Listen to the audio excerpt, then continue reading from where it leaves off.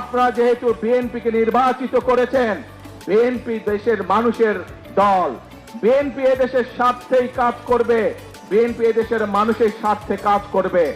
আজকে এখানে দাঁড়িয়ে আপনাদের সামনে আমি বলতে চাই, এই আগামী 27 তারিখে আবার জাতীয় সংসদের অধিবেশন শুরু হবে।